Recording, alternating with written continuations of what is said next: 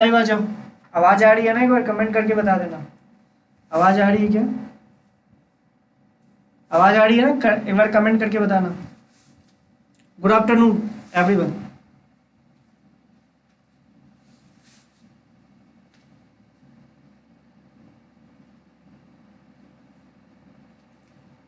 आवाज आ रही है? एक बार सबको आ जाने दो, 2-3 मिनट वेट कर लेते हैं क्योंकि अभी 2-3 बच्चे ही दिख रहे हैं। और एक बार सबको आ जाने दो, उसके बाद स्टार्ट करते हैं लेक्चर।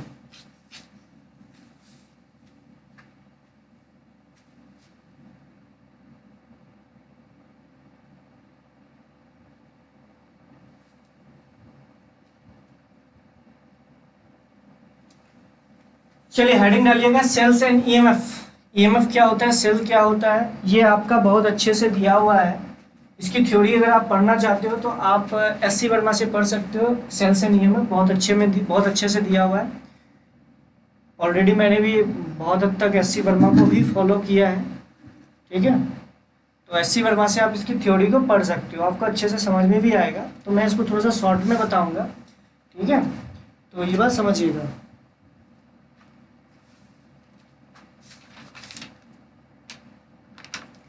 समझिएगा सर, मैं करंट 1 नहीं देखा, क्या मैं ये लेक्चर देख सकता हूँ? देख सकते हो, इट्स अपॉन यू। नया टॉपिक स्टार्ट कर रहे हैं, सेल्स एंड ईएमएफ। तो सेल्स एंड ईएमएफ क्या होता है इसके बारे में देखते हैं। अब देखिए सेल्स एंड ईएमएफ क्या होता है। देखो सेल जो होता है ना, एक तरीके से आप मान लो कि एक डिवाइस है जो कि अपने टर्मिनल्स के क्रॉस पोटेंशियल डिफरेंस मेंटेन करता है। अच्छा, सेल का क्या काम होता है, थोड़ा सा मैं इसको अभी आपको थोड़ी देर बाद बताऊंगा कि सेल का बस यही काम होता है, वो जो अपने टर्मिनल्स के अक्रॉस है वो पोटेंशियल डिफरेंस को मेंटेन करता है। मतलब ऐसा नहीं कि पोटेंशियल उसके टर्मिनल्स के अक्रॉस चेंज होती रहेगी, नहीं, वो मेंटेन रहेगी। अच्छा, अगर आप बोलो तो बैटरी और cell is a source of energy, it is not a source of charge. ये याद रखिएगा, मैं जो 2 पॉइंट बोला हूँ बहुत इंपॉर्टेंट है। कई बार आप लोग क्या सोच लेते हो कि battery is a source of charge, नहीं, ये गलत बात है। बैटरी और cell is a source of energy, it is not a source of charge. ये जो होता है इसका बस एक ही काम होता है, ये अपने टर्मिनल्स के अक्रॉस पोटेंशियल डिफरेंस को मेंटेन करता है। अगर पोटेंशियल डिफरेंस मेंटेन कर रहा है तो किस तरीके से ये एनर्जी का सप्लाई कर रहा है ये हम लोग देखेंगे। तो देख लो, बैटरी की या सेल बोलूं, इसका इंटरनल मैकेनिज्म क्या होता है, ऑब्वियस सी बात है, ये आप लोगों ने केमिस्ट्री में पढ़ा होगा, रिडॉक्स रिएक्शंस होती है। इस रिडॉक्स रिएक्शंस के कारण होता क्या है कि सेल्स का मैं टर्मिनल बनाना हूं, ये पॉजिटिव टर्मिनल है, ये नेगेटिव टर्मिनल है। तो सेल जैसे ही बनता है, जैसे ही आपने सेल को बनाया, तो होता क्या है, इसके इंटरनल मैकेनिज्म के कारण, इसके अंदर ऑब्वियस सी बात है, कभी भी आप बैटरी को खोल के देखोगे तो उसके अंदर बहुत सारे मटेरियल्स भरे हुए होंगे। इसके इंटरनल मैकेनिज्म के कारण पॉजिटिव चार्ज जो है ये पॉजिटिव टर्मिनल की तरफ पुश होती है, और नेगेटिव चार्ज जो है ये नेगेटिव टर्मिनल की तरफ पुश होती है। ये कौन इसको पुश करता है, इस मटेरियल के अंदर पॉजिटिव और नेगेटिव चार्जेस जो है पॉजिटिव टर्मिनल और नेगेटिव टर्मिनल की तरफ पुश होता है। ये मैंने बैटरी का सिंबल बनाया है, एक्चुअली ये दोनों प्लेट्स तो सेम ही लेंथ की होती है ना।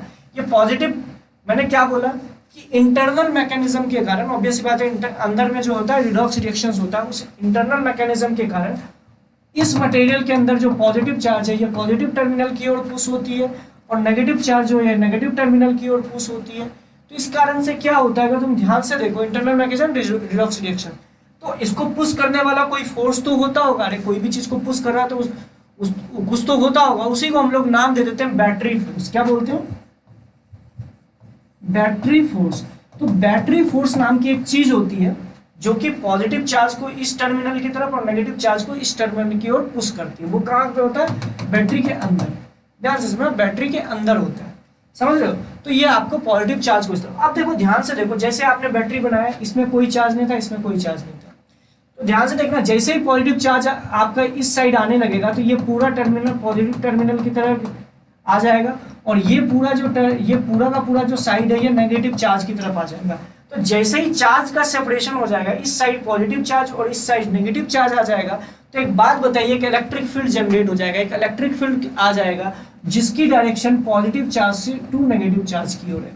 अगर एक इलेक्ट्रिक फील्ड मान लीजिए ई प्रोड्यूस हो गया इस सिस्टम के अंदर, इस बैटरी के अंदर, तो ध्यान से सोचिए कि अब जो पहले जो बैटरी जो फोर्स लगाता है, जैसे कि बैटरी फोर्सेस क्या लगाती है, अगर तुम ध्यान से देखो, अगर हम पॉजिटिव चार्ज को देखो तो बैटरी क्या कर रहा है, इस पे फोर्स इस डायरेक्शन पे लगा रहा है, लेकिन अब इसके अंदर कुछ इलेक्ट्रिक फील्ड हो चुका है और ये पॉजिटिव चार्ज है, तो इस पे जो इलेक्ट्रिक फील्ड है Q इंटू ईच जो फोर्स है वो इस तरफ लगा रहा है।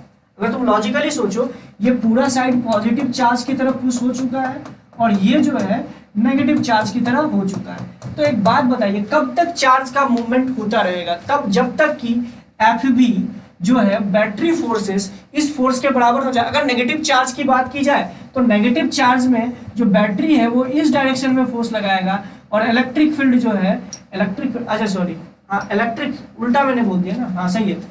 और इलेक्ट्रिक फील्ड जो है, अगर तुम ध्यान से देखो, इलेक्ट्रिक फील्ड जो है इसमें इस डायरेक्शन में फोर्स लगाएगा। ध्यान से देखो, पॉजिटिव टर्मिनल की ओर फोर्स लगाएगा।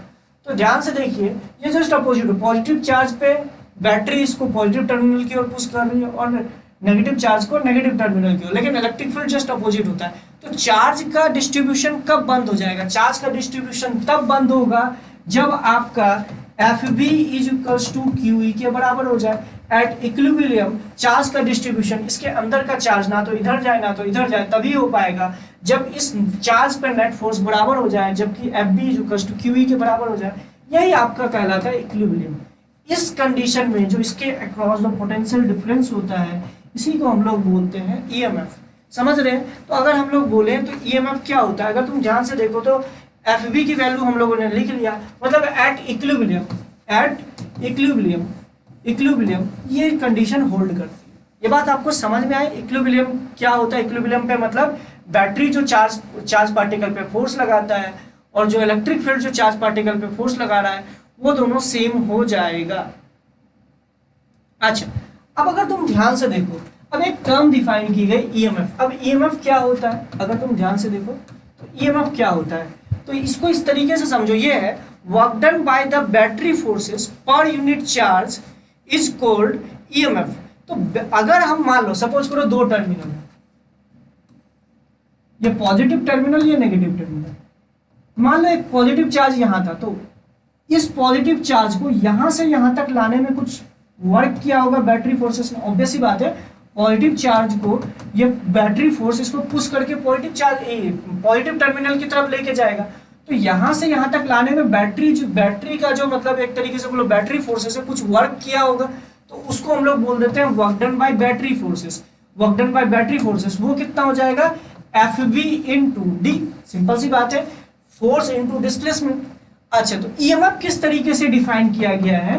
EMF इस तरीके से डिफाइन किया गया है, एक टर्मिनल से दूसरे टर्मिनल तक एक किसी चार्ज पार्टिकल को बैटरी फोर्स के द्वारा जो मतलब ये समझो कि एक टर्मिनल से दूसरे टर्मिनल तक चार्ज पार्टिकल को ले जाने के लिए बैटरी फोर्सेस जितना वर्क करता है per unit charge is called EMF। मतलब देखो, work done by battery forces per unit charge, मतलब इसको हम लोग बोल सकते हैं work done by battery forces per unit charge, that is EMF की वैल्यू हो जाएगी, ध्यान से देखिए, तो ये हो जाएगी FB into D upon Q। तो ये आपका EMF की वैल्यू होगी।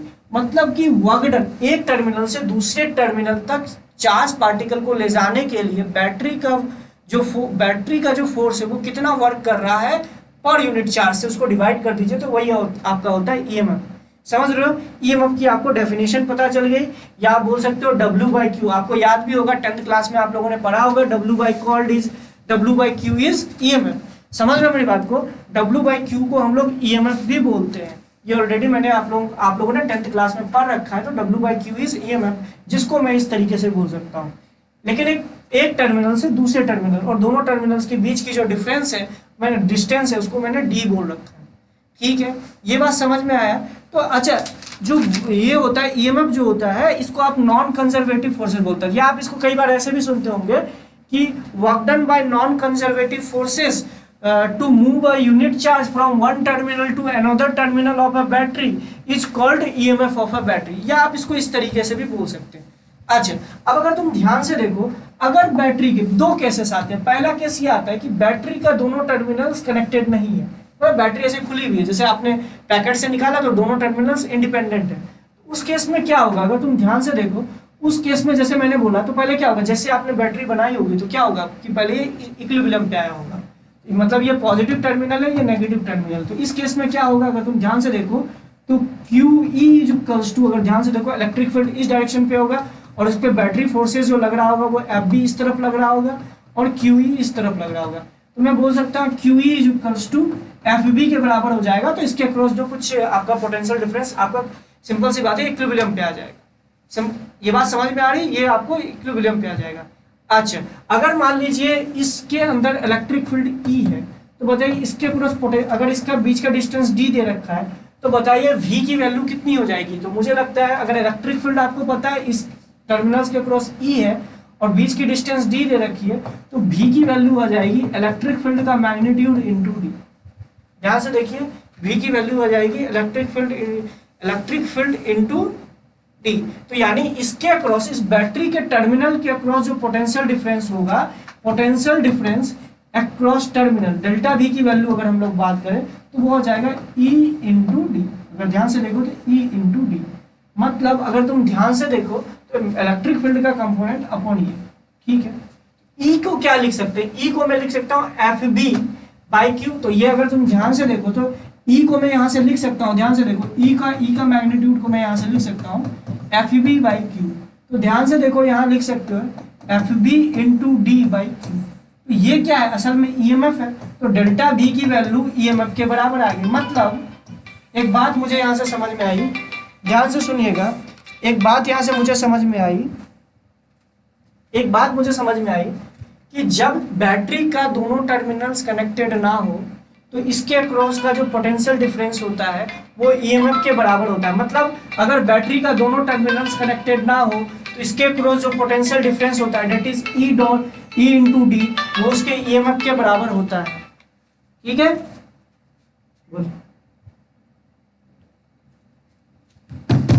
तो अगर जब आपका बैटरी का टर्मिनल्स कनेक्टेड ना हो तो इसके अक्रॉस का जो पोटेंशियल डिफरेंस होता है वो इसके EMF के बराबर होता है। ये नोट कर लीजिएगा, इसमें कोई डाउट है तो पूछ लीजिएगा। तब तक मैं बैटरी चेंज कर देता हूँ।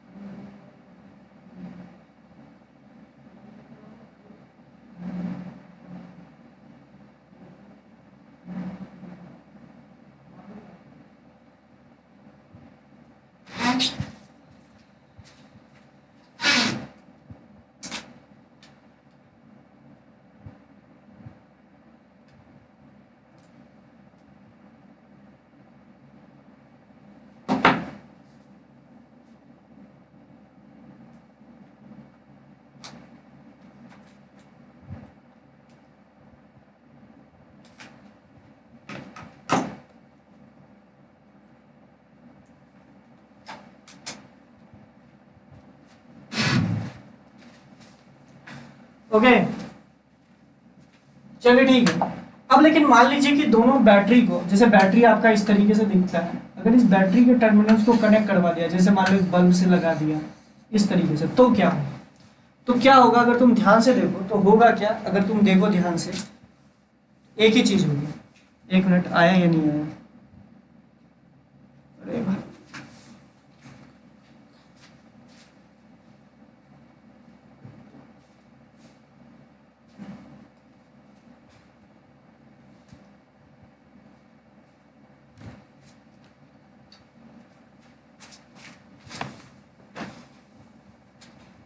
ठीक है, अब क्लियर है। अब जब आप टर्मिनल को कनेक्ट करवा देते हो, जब टर्मिनल्स को कनेक्ट करवा देते हो तो होता है क्या, समझना, जब टर्मिनल को कनेक्ट करवा देते हो तो ये पॉजिटिव टर्मिनल होता है या नेगेटिव टर्मिनल होता है। तो देखो वायर में क्या होती है, इलेक्ट्रॉन्स दौड़ता है, अगर तुम्हें पता होगा तो करंट जो है तो पॉजिटिव टर्मिनल से नेगेटिव टर्मिनल की ओर फ्लो करती है, मतलब उसके अपोजिट डायरेक्शन में आपका करंट चार्ज फ्लो होगा। अगर तुम ध्यान से देखो तो मैं ये बोलने की कोशिश कर रहा हूँ, अगर मान लो ये बैटरी का पॉजिटिव टर्मिनल और ये नेगेटिव टर्मिनल है, आपने इन दोनों को कनेक्ट करा दिया, ऑब्वियस सी बात है बीच में बल्ब है, तो करंट जो होता है वो पॉजिटिव टर्मिनल से नेगेटिव टर्मिनल की ओर फ्लो कर रहा है, यानी आपका इलेक्ट्रॉन का जो फ्लो होगा, इलेक्ट्रॉन का फ्लो जस्ट अपोजिट होगा। इलेक्ट्रॉन के फ्लो को मैं येलो कलर से दिखा रहा हूँ, इलेक्ट्रॉन का फ्लो जस्ट अपोजिट होगा, ऐसे इलेक्ट्रॉन फ्लो कर रहा होगा। तो एक बात बताओ, जैसे ही यहाँ पे कुछ इलेक्ट्रॉन्स आएंगे इस पॉजिटिव टर्मिनल में, तो इसका चार्ज थोड़ा सा घट जाएगा, अगर चार्ज थोड़ा सा घट जाएगा तो इलेक्ट्रिक फील्ड की वैल्यू भी घटेगी। तो इसका मतलब है अब जो QE की जो वैल्यू है वो थोड़ा सा कम हो जाएगी, वो हो जाएगी FB फोर्स से। अगर तुम लॉजिकली सोचो तो FB फोर्स से, FB फोर्स से मतलब अगर इसके अंदर देखो तो पॉजिटिव चार्ज है तो इस पे फोर्स लग रहा होगा इस तरफ, ध्यान से देखो FB फोर्स, और इस पे इस तरफ लग रहा होगा QE फोर्स। तो जैसे ही इलेक्ट्रॉन यहाँ इस वाले टर्मिनल पे पहुंचा तो इस पे थोड़ा सा चार्ज घटा तो इलेक्ट्रिक फील्ड भी घट जाएगा। इलेक्ट्रिक फील्ड घटेगा, जो इक्विलिब्रियम मेंटेन था एक चार्ज पे, अंदर के पार्टिकल पे वो एक चार्ज पार्टिकल था, FB और QE बराबर था, तो इलेक्ट्रिक फील्ड घटने के कारण ये फोर्स थोड़ा सा कमजोर हो जाएगा, तो क्या हो जाएगा, FB फोर्स ज्यादा लगने लगेगा, तो ये आपको इस डायरेक्शन में मूव कर देगा। मतलब कंटिन्यूअसली इलेक्ट्रॉन्स कंटिन्यूअसली यहाँ पे आ रहा है और ये क्या कर रहा है, ध्यान से देखो, और ये पॉजिटिव चार्ज को पुश करता जा रहा है इस वाले टर्मिनल में। समझ रहे हो मेरी बात को? तो ये आपका QE जो है आपका, ध्यान से देखो, छोटा हो जाएगा FB फोर्स से। इसको आप क्या कर दीजिए, ध्यान से देखिए, D से मल्टीप्लाई कर दीजिए और Q से डिवाइड कर दीजिए। तो ध्यान से देखिए, इसको मैं लिख सकता हूँ ED, और ये ध्यान से देखिए ये हो गया FB इंटू D/Q कर दिया। तो ये क्या हो गया असल में, डेल्टा V जो होगा वो छोटा हो जाएगा EMF से। तो मुझे एक बात पता चली कि जब आप बैटरी के टर्मिनल्स को कनेक्ट करवाते हो तो उसका उसके अक्रॉस जो पोटेंशियल डिफरेंस होता है वो EMF से हमेशा छोटा होता है। ये बात याद रखिएगा। इस कभी भी बैटरी को अगर आप कनेक्ट करवाते हो सर्किट से तो उसके अक्रॉस जो पोटेंशियल डिफरेंस होता है वो EMF से छोटा होता है, स्लाइटली छोटा होता है। अब देखो ये इसका काम क्या है, जैसे यहाँ का थोड़ा सा इलेक्ट्रिक फील्ड घटा तो ये क्या करेगा, FB फोर्स की वैल्यू एक तरीके से इससे ज्यादा हो जाएगी और ये पॉजिटिव चार्ज को इस डायरेक्शन पे पुश कर देगा। मतलब ये देखो ना, ध्यान से देखो ना, ये इलेक्ट्रिक फील्ड के कंपोनेंट को बढ़ाने की कोशिश कर रहा है, मतलब ये अपने अक्रॉस जो है पोटेंशियल डिफरेंस को मेंटेन करने की कोशिश कर रहा है और साइमल्टेनियसली नेगेटिव चार्ज यहाँ पे पुश करना चालू कर देगा, क्योंकि नेगेटिव चार्ज में अपोजिट डायरेक्शन में फोर्स लगना चालू हो जाएगा। ठीक है, चलिए, तो मैं आपको यही बोलने की कोशिश कर रहा हूँ कि आई होप आप लोगों को इसका मैकेनिज्म समझ में आ गया होगा सेल्स एंड EMF का, कि सेल्स में क्या होता है। सेल में असल में बैटरी का जो काम होता है या सेल का जो काम होता है वो अपने अक्रॉस पोटेंशियल डिफरेंस को मेंटेन करना होता है। वो कैसे करता है वो ऑलरेडी मैंने आपको बता दिया। चलिए ठीक है, अब ये बात समझिएगा, ये 2 पॉइंट को याद रखिएगा। जब कोई बैटरी जो है या सेल जो है वो सर्किट से कनेक्टेड नहीं होती है, उसके अक्रॉस जो पोटेंशियल डिफरेंस होता है वो EMF के बराबर होता है। लेकिन जब वो सर्किट से कनेक्टेड होती है तो उसके अक्रॉस जो पोटेंशियल डिफरेंस होता है वो EMF से छोटा होता है, जो कि आप यहाँ से भी देख सकते हो। तो मैंने आपको ऑलरेडी बता दिया इसका रीजन। ठीक है, चलिए,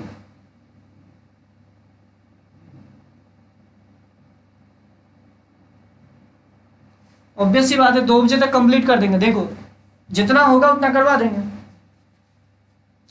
अब हम लोग बात करें, ये आपको सेल्स एंड EMF समझ में आ गया, लेकिन ये जो वैल्यू देखिएगा ना, ये जो वैल्यू होती है ना, ये स्लाइटली छोटी होती है। बात याद रखिएगा, ये स्लाइटली छोटी होती है। डेल्टा V जो होता है EMF से स्लाइटली छोटा होता है, ये याद रखिएगा।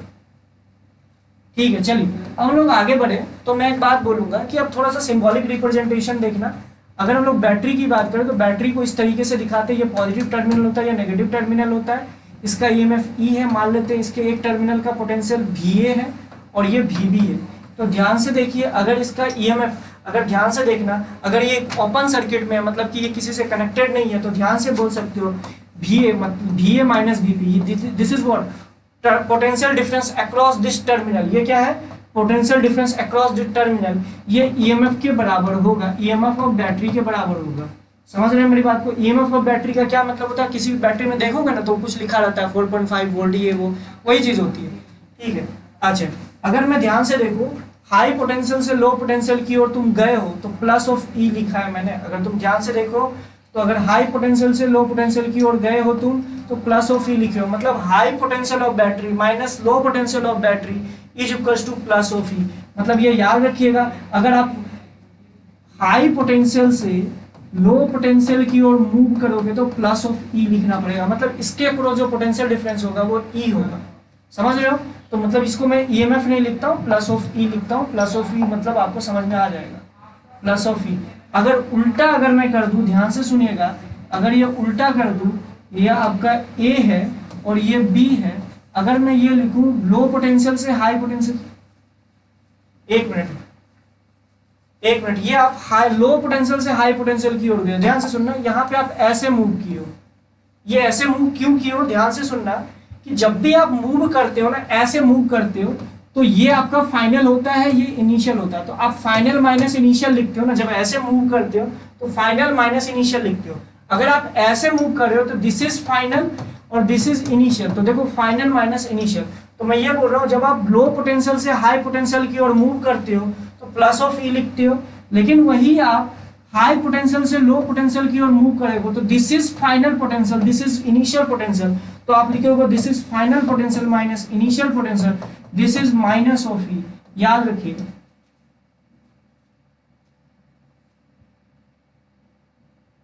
ठीक है,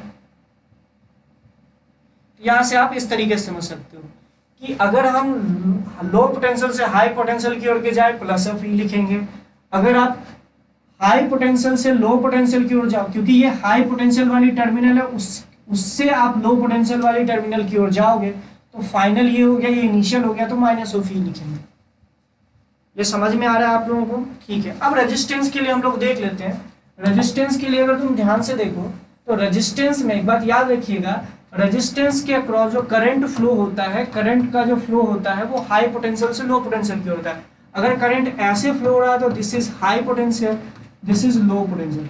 अगर आप करंट को बोलते हो ऐसे फ्लो हो रही है तो करंट की डायरेक्शन में अगर जाओगे तो क्या बोलोगे? अगर तुम ध्यान से देखो करंट की डायरेक्शन में जाओगे तो तुम क्या लिखोगे?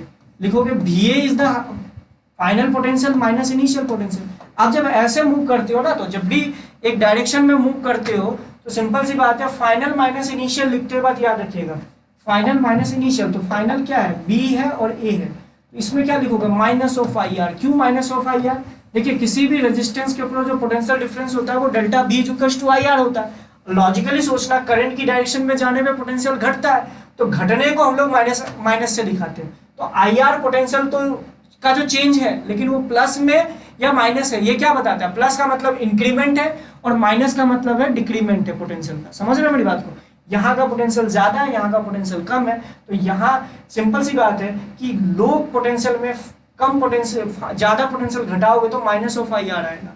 ठीक है, दूसरा हम अगर बात करें, लॉजिकली सोच के बताना, अगर ये मेरा A पॉइंट है और ये B पॉइंट है, यहाँ का पोटेंशियल VA मान लो, यहाँ का पोटेंशियल VB मान लो, करंट ऐसे फ्लो कर रहा है, और अगर हम उल्टा फ्लो करें, करंट के अपोजिट डायरेक्शन में फ्लो करें, तो this is final potential, this is initial potential, तो this is VA minus VB। अब इस केस में VA माइनस VB क्यों लिखेंगे? क्योंकि आप जो मूव कर रहे हो ना उसके अकॉर्डिंग ये फाइनल पोटेंशियल है, ये इनिशियल पोटेंशियल है।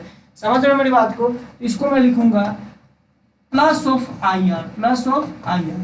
तो समझिएगा ये प्लस ऑफ IR क्यों हुआ, तो ये बात याद रखिएगा, करंट की रेजिस्टेंस में करंट की डायरेक्शन पे जाने पर माइनस ऑफ IR पोटेंशियल का डिक्रीमेंट होता है, रेजिस्टेंस में करंट के अपोजिट डायरेक्शन जाने पर प्लस ऑफ IR पोटेंशियल का इंक्रीमेंट होता है। तो ये दो छोटे छोटे पॉइंट से याद रखिएगा। लेकिन अगर बैटरी के केस में देखा जाए तो बैटरी के केस में पॉजिटिव टर्मिनल से नेगेटिव टर्मिनल की ओर मूव करोगे, करंट की डायरेक्शन बैटरी में नहीं देखनी है, तो आपका minus of E potential, minus of EMF लिखेंगे, लेकिन वही आपका नेगेटिव टर्मिनल से पॉजिटिव टर्मिनल की ओर लिखेंगे, बढ़ेंगे तो प्लस ऑफ ई लिखेंगे। समझ रहे हो मेरी बात को? तो ये दो तीन चार चीजें आपको याद होनी चाहिए।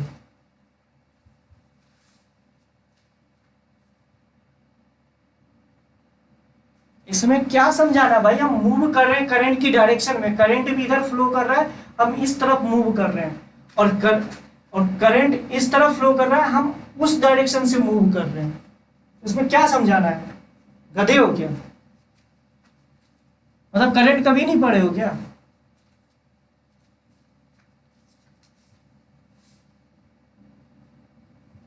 मतलब एक बात आप बोल सकते हो,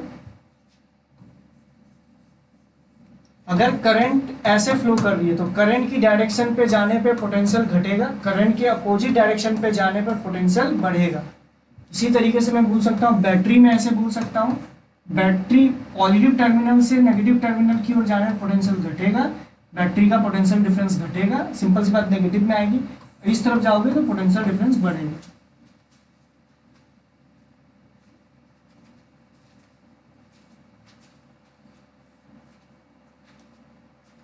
पाथ एंड करंट का डायरेक्शन सेम लेंगे तो आई का साइन नेगेटिव होगा।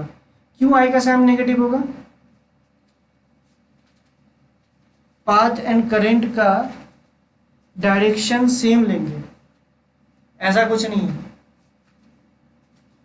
जैसे बता रहा हूं इसी तरीके से याद रखिए, ठीक है। मैं करंट की डायरेक्शन अपने हिसाब से मान लूँ ना। अब नेगेटिव करंट का मतलब होता है अगर आपने करंट की डायरेक्शन ऐसे मानी है और उसकी वैल्यू नेगेटिव आएगी तो उसका मतलब है कि करंट असल में ऐसी थी, यही मतलब होता है और कुछ नहीं। करंट की डायरेक्शन अगर इधर है, मान लो आपने सर्किट सॉल्विंग के लिए करंट की डायरेक्शन इधर मान ली और आपकी वैल्यू आ गई नेगेटिव में, तो उसका मतलब है आपने जो डायरेक्शन मानी थी उसकी उल्टी थी, बस यही मतलब होता है।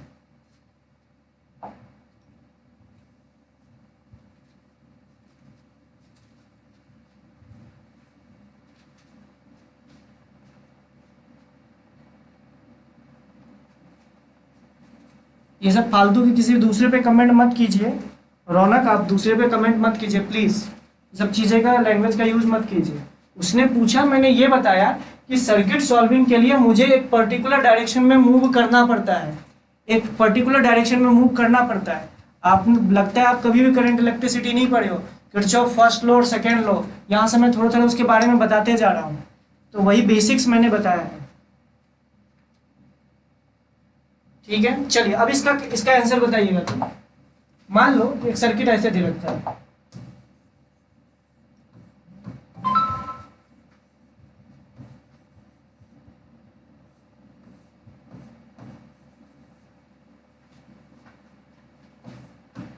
दिस इज VA पोटेंशियल और this is 5 ohm, 3 volt, 1 ohm, 3 ohm, 10 volt, 5 ohm.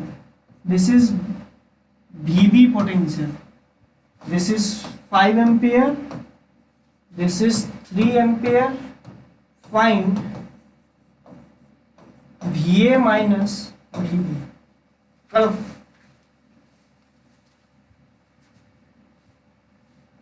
Basic question है, एक बार ट्राई कीजिए इसको।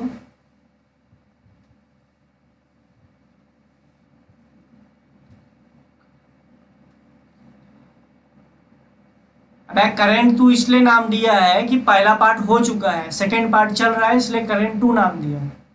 अब गजब गजब की बातें करते हो भाई। करंट का थर्ड पार्ट भी आएगा क्योंकि ऑब्वियस सी बात है 2 बजे तक तो आपका कंप्लीट हो नहीं पाएगा। बेटा ग्रुप में रहते हो कि नहीं रहते हो पहले ये बताओ, मैंने लिंक भेजा था ना।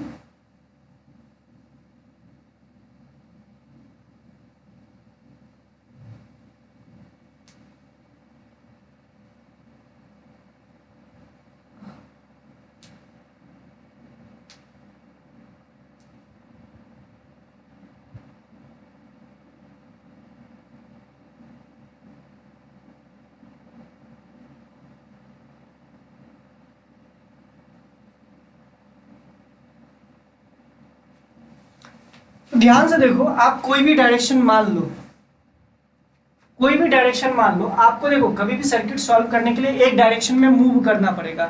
तो ध्यान से देखो, मैं कोई भी डायरेक्शन पे मूव कर जाऊं, चाहे तो इस ओर से इस ओर मूव करूं, चाहे तो इस ओर से उस ओर मूव करूं, इसलिए हम लोग इस तरीके से लिखते थे। मैं चाहता हूं इस ओर से इस ओर मूव करूं। ध्यान से देखना, तो इसमें कैसे करेंगे ध्यान से देखना। तो सबसे पहले तो यहाँ का पोटेंशियल लिखो, ध्यान से देखो, यहाँ का पोटेंशियल लिखो तो VA, जिसको नहीं आता है अच्छे से देख लीजिए। करंट की डायरेक्शन पे गए तो यहाँ पे बताओ यहाँ का पोटेंशियल कितना हो जाएगा। ध्यान से देखो, पोटेंशियल का ड्रॉप होगा -3 × 5। रेजिस्टेंस में करंट की डायरेक्शन पे जाते हो तो -5R पोटेंशियल का ड्रॉप होता है। अच्छा, इसमें देखो पॉजिटिव टर्मिनल से नेगेटिव टर्मिनल की ओर जा रहे हैं। देखो बैटरी में पॉजिटिव टर्मिनल से नेगेटिव टर्मिनल की ओर जाए तो -3 EMF आएगा। उसके बाद देखो करंट तो ऐसे ही फ्लो कर रहा है ना, और इधर करंट कितना हो गया 8 एम्पियर, इधर से आई 3, इधर से आई 5, तो 8 एम्पियर इधर चली गई ना। तो ध्यान से देखो, अब अगर यहाँ पे देखा जाए तो यहाँ पे कितनी हो जाएगी, पोटेंशियल का ड्रॉप ही होगा, मतलब ड्रॉप होगा ना। ड्रॉप एंड गेन मेथड में आपको बता रहा हूँ, ध्यान से सुनिएगा। पहले यहाँ से देखो, यहाँ का पोटेंशियल से स्टार्ट किए तो VA। अब बताओ ये माइनस क्यों लिखा, क्योंकि करंट की डायरेक्शन पे जा रहे हो रेजिस्टेंस में, तो पोटेंशियल घटेगा ना, तो ये 3 × 5 IR हो गया। अब देखो बैटरी के केस में करंट की डायरेक्शन तो देखते नहीं है, क्या देखते हैं हम लोग देखते हैं कि पॉजिटिव टर्मिनल से नेगेटिव टर्मिनल की ओर मूव कर रहे हैं हम, या नेगेटिव टर्मिनल से पॉजिटिव टर्मिनल की ओर। देखो यहाँ पे पॉजिटिव टर्मिनल से नेगेटिव टर्मिनल की ओर मूव करें तो -EMF आएगा, तो -EMF।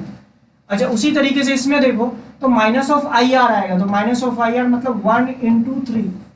उसके बाद ध्यान से देखो, अब करंट यहाँ पे 8 हो गया, क्योंकि इधर से 3 आया था, यहाँ से 5 आया था, तो 8 हो गया। तो ध्यान से देखिए यहाँ पे हो जाएगा, फिर करंट की डायरेक्शन पे गए रेजिस्टेंस में, रेजिस्टेंस के अक्रॉस गए हो करंट की डायरेक्शन में, तो -IR आएगा। तो ध्यान से देखो, ये हो गया 8 × 3। अब देखो नेगेटिव टर्मिनल से पॉजिटिव टर्मिनल में गए हैं बैटरी में, तो ऑब्वियस सी बात है इसमें +10 आ जाएगा। क्योंकि +10 क्यों आएगा, क्योंकि पोटेंशियल का इंक्रीमेंट हो जाएगा। और फिर जाके करंट की डायरेक्शन में गए हो रेजिस्टेंस में, तो ये हो जाएगा -8 × 5 should be equals to VB। तो यहाँ से आपका VA माइनस VB निकालना है, तो VB को आप इस तरफ कर दीजिए, बाकी को उस तरफ लेके चल जाइए, तो आपका आंसर आ जाएगा। ठीक है, एक बार चेक कर लीजिए कोई गलती तो नहीं की है।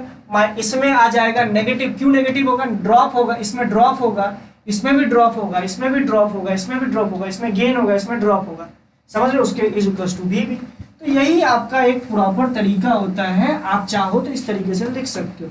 ये अगर आपको समझ में आ गया तो अच्छी बात है, नहीं आया तो एक बार बताइएगा, जिसको नहीं आया बताइएगा, बहुत बेसिक चीज बता रहा हूँ।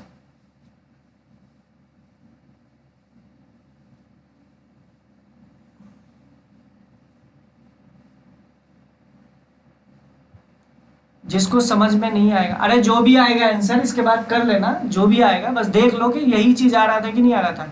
मैंने डायरेक्शन देखो, मैं मूव कर रहा हूं A से B की ओर, कोई चाहता तो इधर से इस तरफ भी मूव कर सकता था, उसके लिए भी मैं बताता हूं। कोई अगर मान लो मैं मूव कर रहा हूं यहां से लेके यहां तक, कोई चाहता तो इधर से इस ओर भी मूव कर रहा, तो आंसर सेम आता। अगर मान लो कोई ऐसे मूव करता, जिसको मैं येलो रेड से दिखा रहा हूं, कोई अगर ऐसे मूव करता, देखो रेड से मतलब उधर से कर रहा हूं, तो ध्यान से देखो कैसे लिखते हैं, VB लिखता +5 × 8। +5 × 8 क्यों लिखता, क्योंकि करंट के अपोजिट डायरेक्शन में रेजिस्टेंस में गया तो +IR आएगा। उसके बाद इसमें लिखता -10, उसके बाद लिखता +3 × 8, उसके बाद लिखता +1 × 3 +8, उसके बाद होता +3, उसके बाद लिखता +3 × 5 इज इक्वल्स टू B। तो इसको कर लो या उसको कर लो, बात एक ही।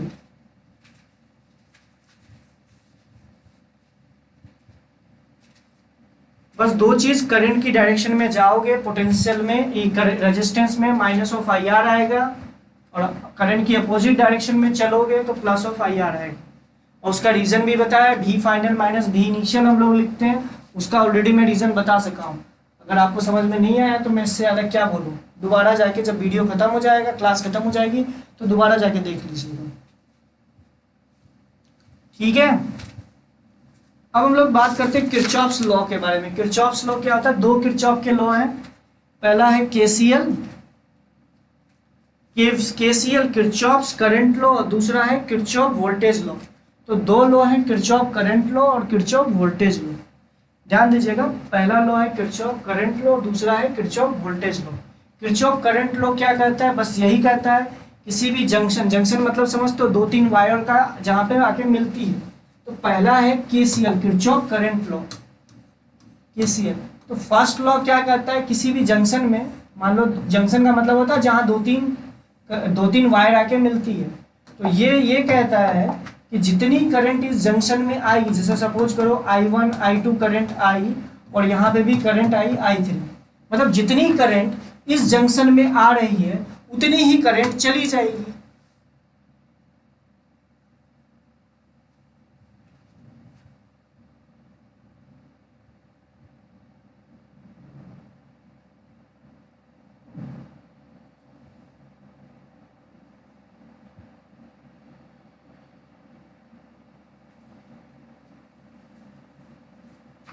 बेटा अलग से पूछ लेना, अलग से पर्सनली मैसेज करके पूछ लेना, ठीक है। I1 I2 I3, तो ये आपका हो जाएगा I4 और I5। मतलब ये किरचॉफ फर्स्ट लॉ ये कहता है कि जितनी करंट किसी जंक्शन पे आ रही है उतनी करंट निकलेगी। तो आ कौन कौन रही है, देखो ना, ये आ रही है, ये आ रही है, और ये आ रही है, और ये जा रही है, और ये जा रही है, समझ रहे हो, जो आएगा वो जाएगा। तो मतलब ये होगा I1 plus I2 plus I3 should be equals to I4 plus I5। तो ये किरचॉफ फर्स्ट लॉ होता है, जितनी करंट आएगी उतनी करंट चली जाएगी। तो आ कौन रही है, आने का मतलब समझते हो ना, जाने का मतलब क्या होता है। तो इसी को इंग्लिश में लिखा जाता है current entering is equal to current out, ये आप लोग लिख सकते हो, ठीक है। अच्छा, ये तो हो गया नॉर्मल तरीके से हम बोले। अगर हम ये बोले, ध्यान से सुनना, अगर तुम इसको ये सोचो कि अगर आप ये सोच लो कि जो करंट इंटर कर रही है उसको एक प्रॉपर साइन से असाइन करो, जैसे कि जो करंट इंटर कर रही है उसको मैंने प्लस में बोला, मतलब वो प्लस करंट है। सपोज डेट मैंने असाइन कर दिया कि जो करंट इंटर कर रही है उसको प्लस से असाइन कर दिया, और जो करंट आउटलेट हो रही है किसी जंक्शन से उसको नेगेटिव से असाइन कर दिया, उसको क्या बोल दिया, नेगेटिव करंट है। तो इनका जो सम होगा ना वो 0 के बराबर होगा। समझ रहे हो मेरी बात को। तो मतलब आपने इसको ऐसे लिख सकते हो, I1 इंटर कर रही हो तो ये प्लस में आ गया, इसके बाद I2 भी इंटर कर रही हो तो ये प्लस में आ गया, इसी तरीके से I3 भी इंटर कर रही है तो ये प्लस में आ गया। लेकिन I4 ना आउटलेट है करंट, तो ये आपका माइनस में आएगा, और इसी तरीके से I5 भी माइनस में आएगा, तो ये इक्वल्स टू 0। तो देखो यही चीज है, इसको बस घुमा के लिखा हो। अगर तुम उल्टा लिख देते कि बोलते कि जो करंट इंटर कर रही है उसको नेगेटिव में लेंगे और जो आउटलेट कर रही है उसको प्लस में लेते, तो तुम्हें लगता है कि मुझे 0 की उस तरफ लेके चले जाओ, ठीक है। ये आप इस तरीके से बोलते हो, यानी आप किसी भी जंक्शन में समेशन ऑफ करंट का जो वैल्यू होगा वो 0 के बराबर हो जाएगा। वो आप कैसे बोल सकते हो, लेकिन आपको इंटरिंग करंट और आउटलेट करंट को एक प्रॉपर साइन से असाइन करने पड़ेगा। इंटरिंग को अगर प्लस बोलते हो तो आउटलेट को माइनस बोलो, अगर इसी तरीके से वाइसा वर्सा। समझ रहे हो मेरी बात को। तो ये इस तरीके से आप बोल सकते हो, ये फर्स्ट लॉ है, ये समझ में आया। अच्छा, ये किस चीज पे बेस्ड है, ये कंजर्वेशन ऑफ चार्ज पे बेस्ड है। मतलब कि जितनी चार्ज, अगर मान लो कि करंट का मतलब क्या होता है, चार्ज का फ्लो, जितनी चार्ज आएगी उतनी चार्ज चली जाएगी, क्योंकि कोई चार्ज का ऐसा तो नहीं होगा ना कि 10 कूलम चार्ज इधर से आई, 20 कूलम चार्ज इधर से आई, 30 कूलम चार्ज इधर से आई और सब टकरा के खत्म हो गई, ऐसा तो नहीं होगा। जितनी चार्ज आएगी उतनी चार्ज चली जाएगी। तो फर्स्ट लॉ जो होता है ना वो कंजर्वेशन ऑफ चार्ज पे बेस्ड है।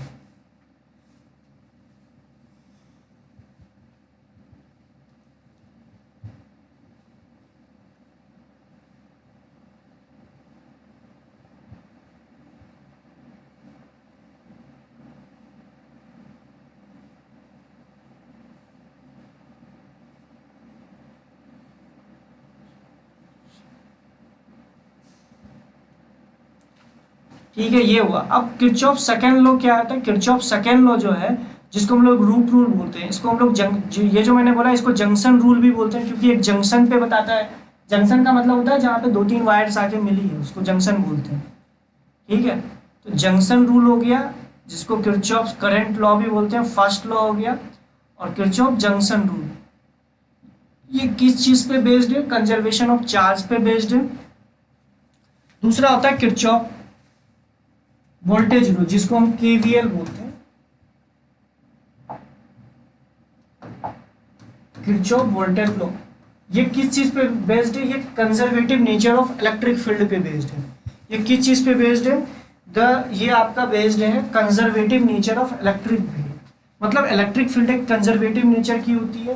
तो बताइए, अगर आप जहां से स्टार्ट किए वहीं पे आ गए तो सिंपल सी बात है, नेट वर्क डन 0 होगा। यानी अगर तुम ध्यान से देखो, एक पूरे सर्किट में घूम जाओ,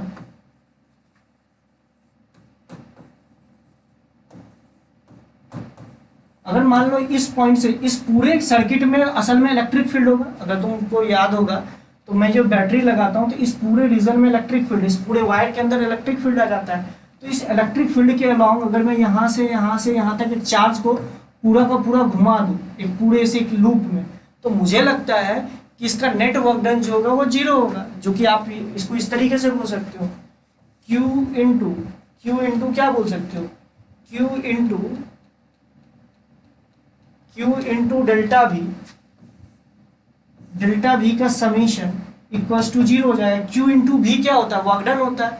अगर तुमको याद होगा तो Q इंटू डेल्टा वी का समेशन जीरो हो जाएगा, यानी डेल्टा वी का जो समेशन होगा वो जीरो हो जाएगा। मतलब किसी भी अप्लायंसेस जैसे रेजिस्टेंस, बैटरी, इन सभी के क्रॉसेस जो पोटेंशियल डिफरेंस का जो सम होगा वो जीरो के बराबर होगा। ऑब्वियस सी बात है, इसके क्रॉस जो पोटेंशियल डिफरेंस है इसको या तो आप पॉजिटिव साइन से असाइन करोगे या तो नेगेटिव साइन से असाइन करोगे। कैसे? अगर पोटेंशियल का ड्रॉप हो रहा होगा तो उसको नेगेटिव साइन से असाइन करेंगे, और गेन हो रहा होगा तो प्लस साइन से असाइन करेंगे। मतलब सभी अप्लायंसेस मतलब रेजिस्टेंस, बैटरी, सब कुछ के क्रॉस जो भी पोटेंशियल का जो डिफरेंस आ रहा होगा उसको अगर हम एक प्रॉपर साइन से असाइन करें तो उसका समेशन पूरे लूप में वो जीरो के बराबर होगा। ये कहाँ से आया? Conservative nature of electric field से मुझे पता चला। समझ रहे हो मेरी बात को? तो यहाँ से आप बोल सकते हो कि किरचॉफ सेकेंड लॉ जो है वो आपका conservative nature of electric field से आया। जैसे एग्जाम्पल के लिए मैं बोलूँ तो ये जो पिछला वाला जो हम लोगों ने पढ़ा ना, ये उसी का है। अगर मान लो VA से फिर VA पे ही आ गए तो मुझे लगता है इधर से VA और इधर से VA कैंसिल आउट हो जाएगा। मेरा क्या करना है, इन दोनों पॉइंट्स को अगर जोड़ दो, A और B पॉइंट को जोड़ दो तो दोनों एक ही पॉइंट हो गए। मतलब आप यहाँ से स्टार्ट किए फिर वापस यहीं पे आ गए तो मुझे लगता है दोनों तरफ से VA कट जाएगा और इनके बीच का जो जितना भी पोटेंशियल डिफरेंस का जो सम है वो जीरो के बराबर आ जाएगा। ये ऑलरेडी मैं आपको बता चुका हूँ किस तरीके से। मैं बोल रहा हूँ A और B को जोड़ दो तो मतलब दोनों एक ही पोटेंशियल पे है।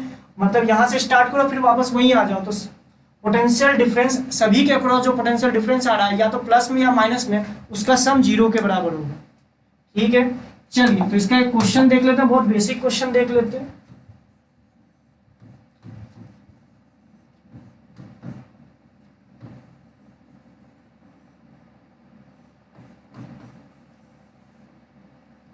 दो, तीन, चार, 5, 6, 7, 8, चलिए ये सब दे रखा है विद प्रॉपर साइन।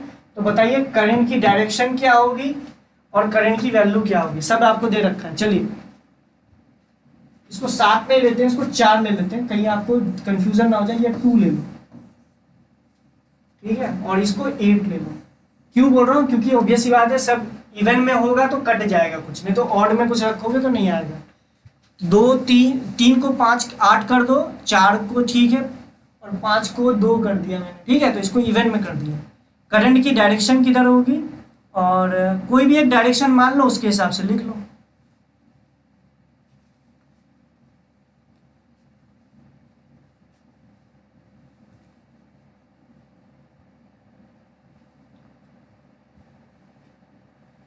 कोई दिक्कत है ही नहीं, कोई भी करंट का एक डायरेक्शन मैंने मान लिया करंट की डायरेक्शन इधर है। अब दूसरा चीज ये करो कि तुमको किस डायरेक्शन पे मूव करना है, करंट की डायरेक्शन पे मूव करना है या करंट के अपोजिट डायरेक्शन पे मूव करना है। तो चलो करंट की डायरेक्शन पे ही मूव करते हैं। तो ये जो मैं येलो रेड से दिखाऊंगा, मैं इस डायरेक्शन पे मूव कर रहा हूँ। ऐसे गया, ऐसे आया, फिर वापस आ गया, मतलब ऐसे मूव कर रहा हूँ। तो ध्यान से देखो, इस पॉइंट से स्टार्ट किया, इसी पॉइंट पे वापस आ गया। तो देखो यहाँ से स्टार्ट कर रहे हैं तो लिखेंगे, देखो यहाँ से स्टार्ट करोगे तो लिखोगे -2 इंटू आई, फिर लिखोगे -8, फिर लिखोगे -4 इंटू आई, फिर क्या लिखोगे -2, फिर क्या लिखोगे देखो -6i और लिखोगे +4। ध्यान से देखो, ये लिखोगे कितना, ये लिखोगे +4 -8 इंटू आई इज टू 0। तो यहाँ से देख लीजिए आई की वैल्यू आ जाएगी। अगर आई की वैल्यू नेगेटिव आ गई तो इसका मतलब जो डायरेक्शन आपने माना उसके अपोजिट है। ठीक है, चलिए ये छोटे छोटे चीजें मैंने आपको करवा दिया, कोई दिक्कत नहीं होनी चाहिए।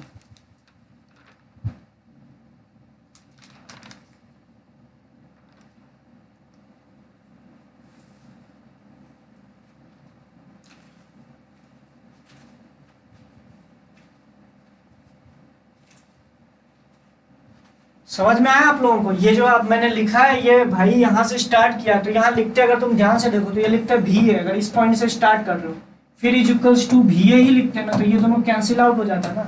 वही चीज है, जो पुरानी बातें हैं वही बात है। ठीक है, चलिए देख लीजिएगा, अगर करंट की वैल्यू पॉजिटिव में आ रही है तो इसका मतलब है सही है, कोई दिक्कत नहीं है। लेकिन करंट की वैल्यू अगर नेगेटिव में आ रही है तो इसका मतलब है जो डायरेक्शन आप माने वो गलत है। मतलब ये जो मैंने करंट की डायरेक्शन ऐसे मान रखी है वो गलत है, उल्टा होगी इसका।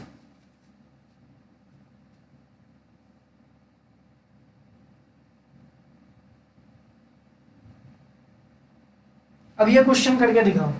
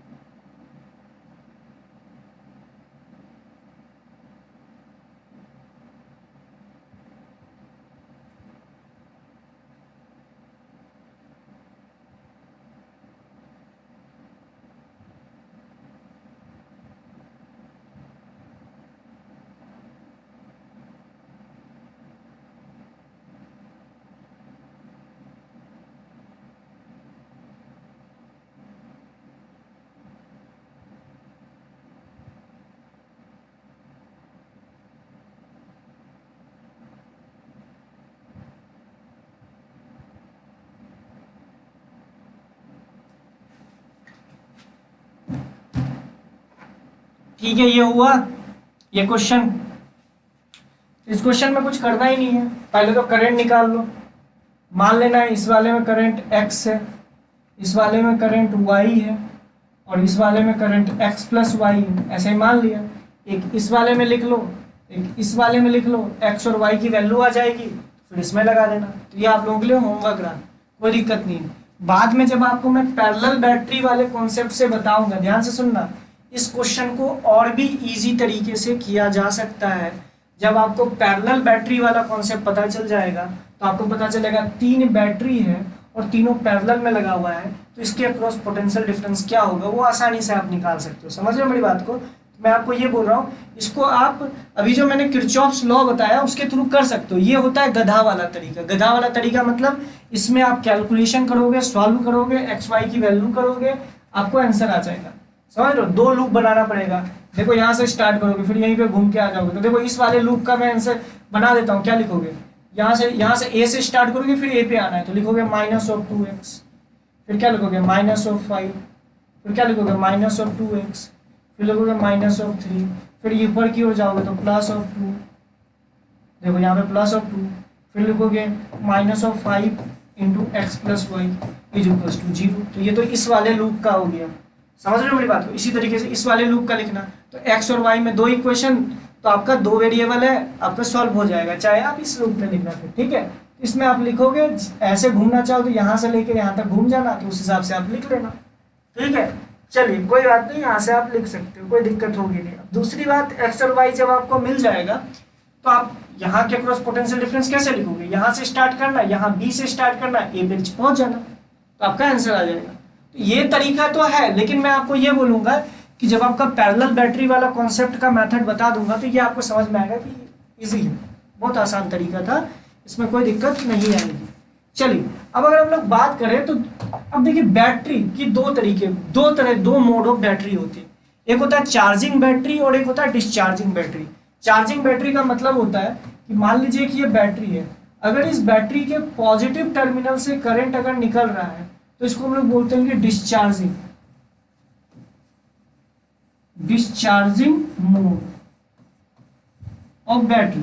अगर मैं बोलूं कि इस बैटरी के पॉजिटिव टर्मिनल में करंट इंटर कर रही है, या आप ऐसे बोल सकते हो कि कोई एक ऐसी बैटरी है जिसके नेगेटिव टर्मिनल में करंट इंटर कर रही है और पॉजिटिव टर्मिनल से करंट आउट कर रही है, तो इसको बोलते हैं डिस्चार्जिंग मोड। उल्टा, पॉजिटिव टर्मिनल में करंट इंटर कर रही है और नेगेटिव टर्मिनल से करंट बाहर कर निकल रही है, तो इसको बोलेंगे charging mode, charging mode of battery. समझ रहे हो? तो ये दोनों चीजें याद रखिएगा, चार्जिंग मोड ऑफ बैटरी क्या होता है, डिस्चार्जिंग मोड ऑफ बैटरी क्या होता है। करंट की डायरेक्शन से पॉजिटिव टर्मिनल से करंट निकली है तो डिस्चार्जिंग मोड, अगर पॉजिटिव टर्मिनल में करंट इंटर की है तो चार्जिंग मोड। ठीक है, चलिए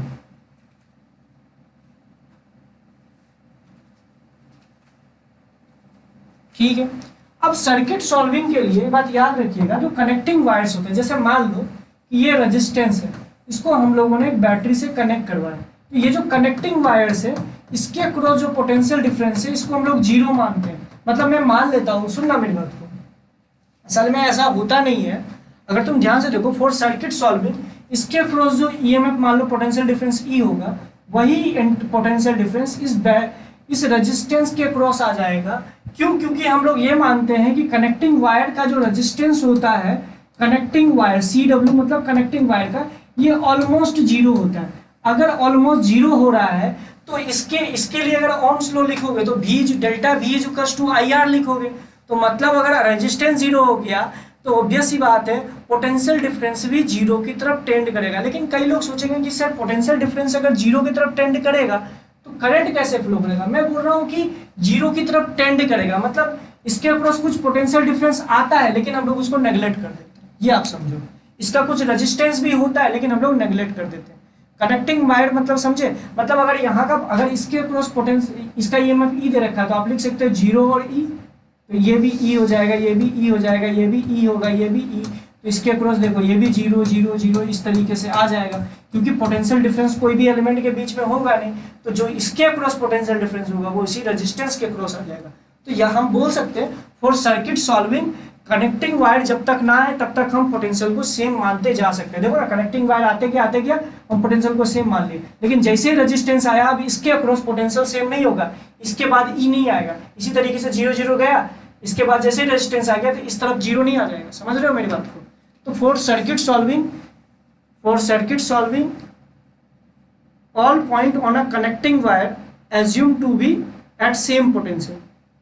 जितने भी कनेक्टिंग वायर में पॉइंट्स हैं उन सभी को एक ही पोटेंशियल में माना जा सकता है। जैसे इस साइड देखो ई मान लिए, इस साइड पूरा का पूरा जीरो मान लिया, लेकिन जैसे ही बैटरी और ये रेजिस्टेंस आएगा उसके अक्रॉस जाके सेम मत मान लीजिएगा। जैसे यहाँ देखिए, यहाँ तो ई है लेकिन इसके इस तरफ कनेक्टिंग वायर तो है लेकिन जीरो, इसको टप के ई नहीं हो पाएगा, वो जीरो ही रहेगा।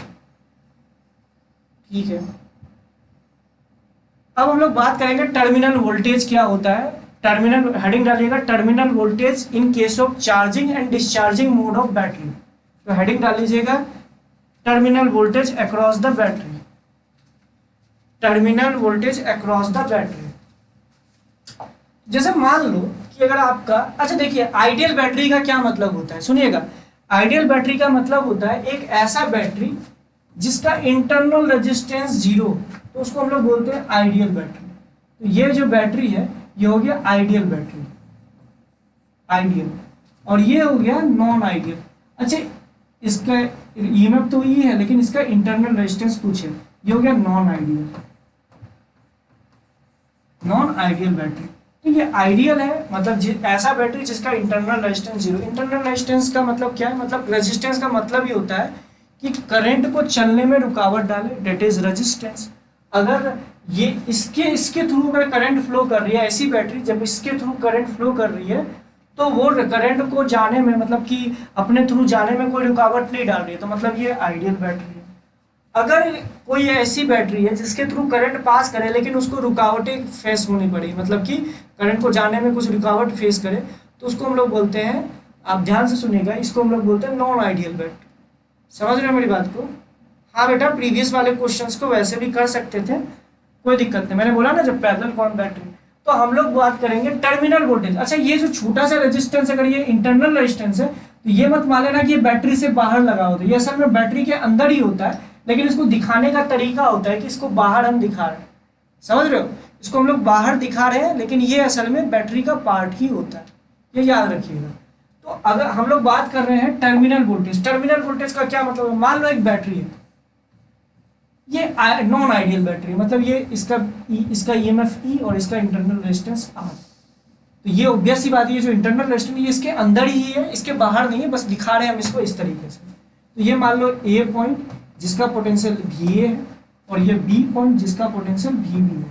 अगर मान लो करंट फ्लो कर रही है ऐसे करके, ध्यान से सुनना, करंट अगर ऐसे करके फ्लो कर रही है आई, तो एक बात बताओ, ये एक सर्किट का पार्ट है, तो बताओ कि ये चार्जिंग मोड पे है डिस्चार्जिंग मोड पे? पहले तो यही बताओ, ये बैटरी चार्जिंग मोड पे है या डिस्चार्जिंग मोड पे?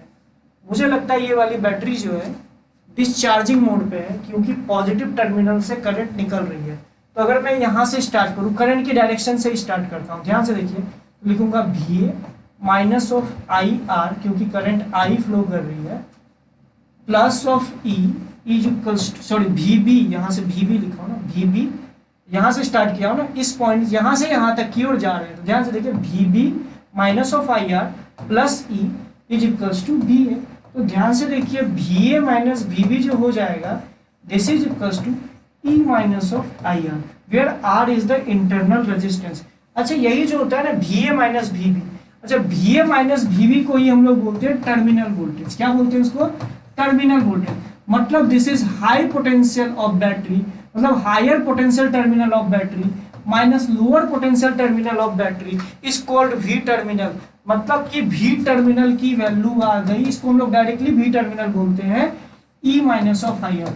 मतलब एक बात समझ में आई, टर्मिनल वोल्टेज की जो वैल्यू आएगी in case of discharging condition, वो आएगी ई माइनस ऑफ आई आर।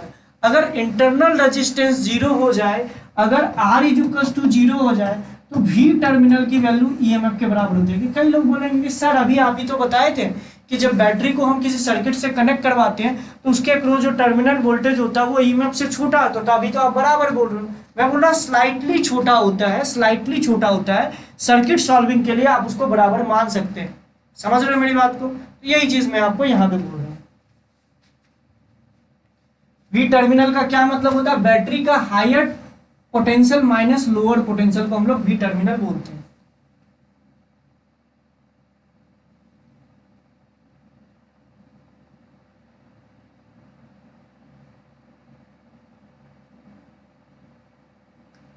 ठीक है। अच्छा अगर हम लोग वी टर्मिनल, मतलब कि अगर मैं बोलूं वी टर्मिनल वर्सेस आई का ग्राफ बनाओ, फॉर किसके लिए? डिस्चार्जिंग कंडीशन के लिए। डिस्चार्जिंग कंडीशन के लिए, ये देखो ध्यान से देखना, वी टर्मिनल वर्सेस आई का ग्राफ डिस्चार्जिंग कंडीशन के लिए। तो देखो ये तो वी टर्मिनल हो गया, ये तो आई हो गया, और ध्यान से देखो तो वी टर्मिनल था ई माइनस ऑफ आई आर। इसका ग्राफ मुझे लगता है कुछ ऐसे जाएगा। अच्छा अगर ये ग्राफ ऐसे जाएगा तो ध्यान से देखिए, तो भी जब करंट की वैल्यू जीरो होगी या करंट की वैल्यू जीरो होगी तो वी टर्मिनल की वैल्यू ई हो जाएगी। और देखो करंट क्या, अगर आपको बोला जाए क्या डिस्चार्जिंग कंडीशन में टर्मिनल वोल्टेज की वैल्यू जीरो हो सकती है, तो ग्राफ दिखा रहा है हाँ जीरो हो सकती है। क्या टर्मिनल वोल्टेज की वैल्यू किसी डिस्चार्जिंग कंडीशन में नेगेटिव हो सकती है? हो सकती है, कोई दिक्कत नहीं। अच्छा इसका जो स्लोप होगा, इस ग्राफ का जो स्लोप होगा वो क्या बता रहा है? माइनस ऑफ आर, क्योंकि स्लोप इसका नेगेटिव है। मतलब इस ग्राफ का जो स्लोप का मैग्नीट्यूड ले लोगे तो वो क्या बता देगा आपको? इंटरनल रेजिस्टेंस की वैल्यू।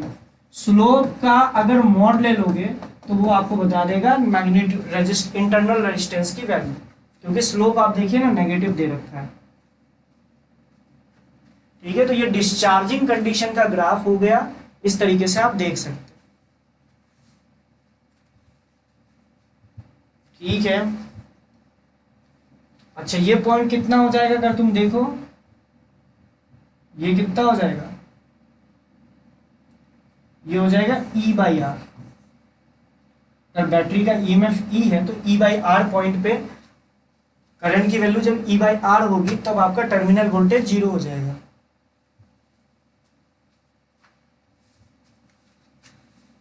ठीक है, समझ में आ रहा है ना?